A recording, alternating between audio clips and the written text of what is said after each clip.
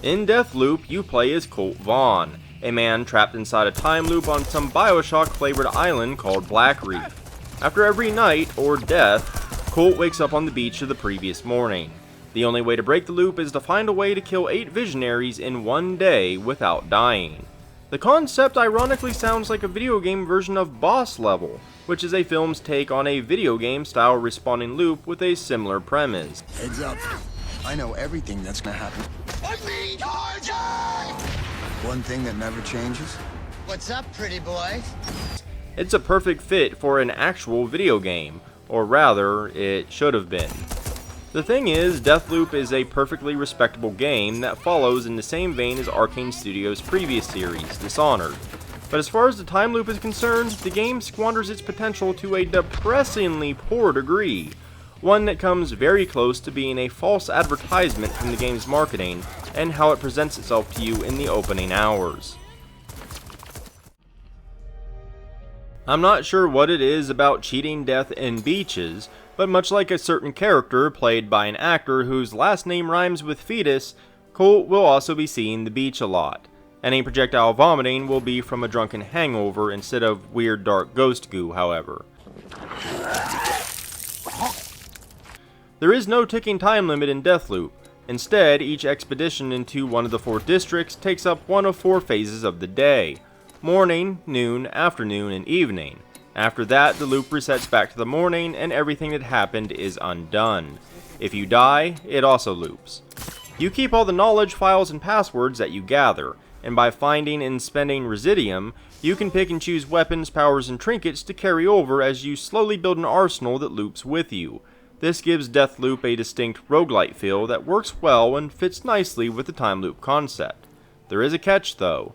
You lose unspent residium when you die, and you can only spend it by making it to the safety of your tunnels.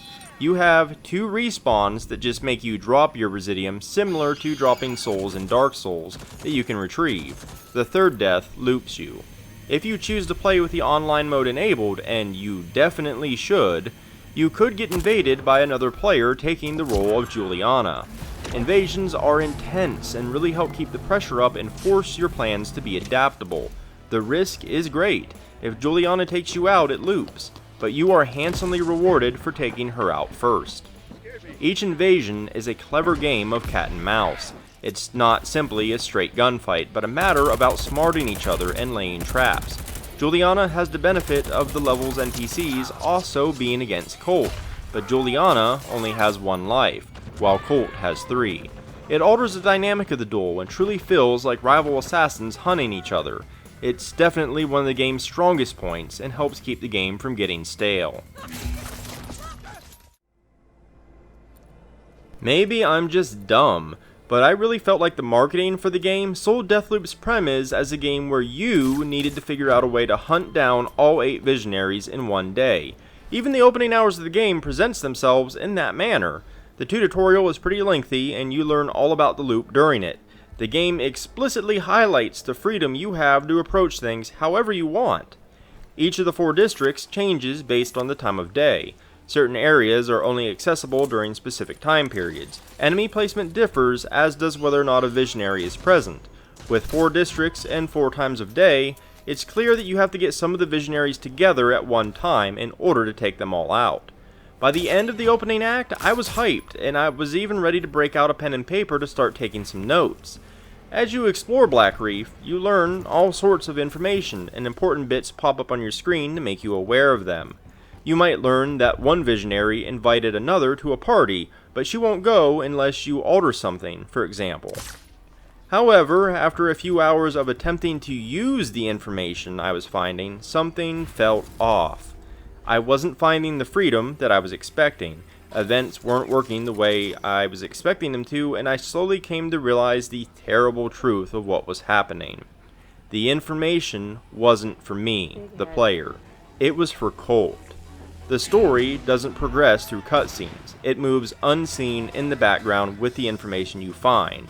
Your goal as a player isn't even to kill the visionaries at first. You'll end up doing it anyway to steal their loot and powers, but it's the information you're hunting. But not so you can use it to form a plan of how to kill all 8 visionaries in one day, but so Colt can. Once you find the right bits of info, the game explicitly tells you the exact sequence of events that you must perform to kill them all in one day. I think I've got this. Harriet at Carl's Bay in the morning. Sabotage Frank's fireworks while I'm there. Then off to the complex to take care of Igor's experiment. In the afternoon, I pay the lovebirds a visit at their nest. The time loop is largely a story mechanic, not a gameplay mechanic. Sure, you can memorize enemy positions or puzzle locations, but you can do that in any video game that reloads a save or checkpoint after dying. It's not at all special. Your role as a player is to use the game's roguelite mechanisms to build up your powers and upgrades to a point that you can both gather the information and then pull off the final sequence. There is no freedom in how to kill the 8 in one day. I felt like this was a massive misstep, and I also felt lied to by both the game's marketing and the game itself as I was playing it. The kicker is, Deathloop is a solid game. The shooting and stealth mechanisms work well, the powers are fun, and the roguelite system works great. It's fun to build up your arsenal and adapt Colt to your own playstyle. You can also swap out powers and your loadout between districts to better adapt yourself to that location at a given time of day. And finally, the invasion system keeps you on your toes. Each district is an open playground. You can sneak and climb around the rooftops, launch people with telekinetics, set traps with landmines, hack auto turrets, and all kinds of fun stuff. I often found myself linking enemies together with the Nexus power, which causes every linked enemy to be affected by my sniping headshots together. And it was at that point Deathloop actually started giving me deja vu, just not the kind I wanted. It's Dishonored. The shift power is Blink, Aether is Shadow Walk, Carnesis is Wind Blast, and Nexus is Domino. Deathloop feels like it's actually Dishonored 3, and I guess that's to be expected to some degree given that the universes are actually connected, but the concept of the time loop made it feel like it should have been something more. Instead, it's just a thinly veiled smokescreen, and that's incredibly disappointing. I think it's important to judge a game based on what it is, not what it could have been. Managing expectations is a big part of that. Deathloop is the rare case where the game itself set my expectations and then later pulled the rug out from under me. If the game didn't put so much emphasis on its time loop, if it didn't constantly paint the illusion of freedom, I would have a more favorable view of it.